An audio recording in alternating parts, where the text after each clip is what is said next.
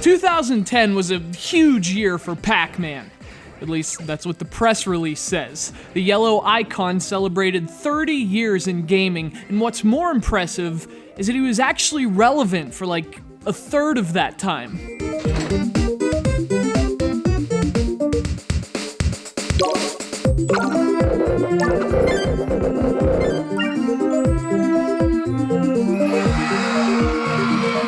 It's perfectly fitting that to celebrate the anniversary of a character they would still have you believe is a gaming A-lister, Namco put out something like this. Pac-Man Party was a birthday celebration in the same way your parents throw a party for your grandma on her 97th birthday. People show up, but she doesn't even know who they are, and the whole event is basically just an excuse to get some cake. That's what Pac-Man Party was for the Nintendo Wii, and to really celebrate the occasion, why not bring that same awkward gathering to the Nintendo 3DS?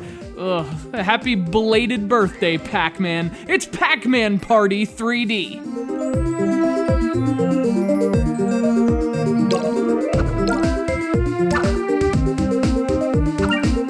Pac-Man Party 3D is a port of last year's Wii game. That's a fact. If you'd like to hear an opinion, insert the adjective mediocre into that sentence twice. This is a game for the theoretical audience that plays a Mario Party game and then thinks, oh, if only there were less content, worse minigames, and a character who should never appear in 3D, ever.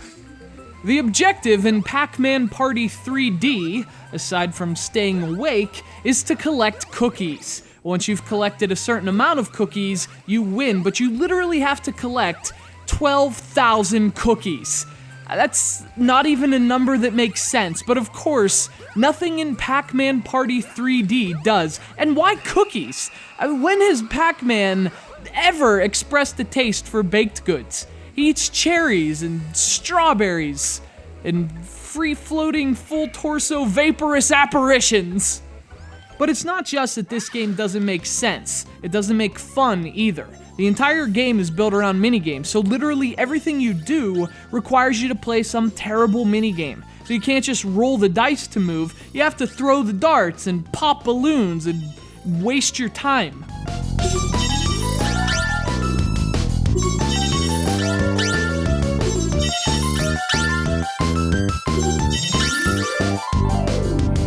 Once things get started, Pac-Man Party 3D is like Mario Party meets Monopoly. You have to build castles on empty spaces, which draws a landing tax of cookies from your opponents, and you can play minigames to steal castles from other players. It's actually kind of an interesting idea, but one of the problems with Pac-Man Party 3D is that the minigames just aren't any fun, and what's worse, they're clearly designed for a pointer, not a touchscreen.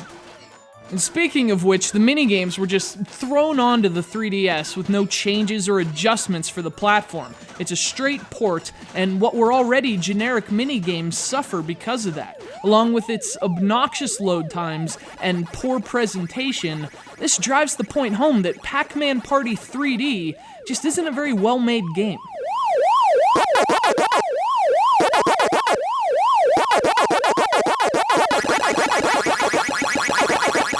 Oh, how the mighty have fallen, they say. His 30 years started with some incredibly iconic games. Some of the best games of all time.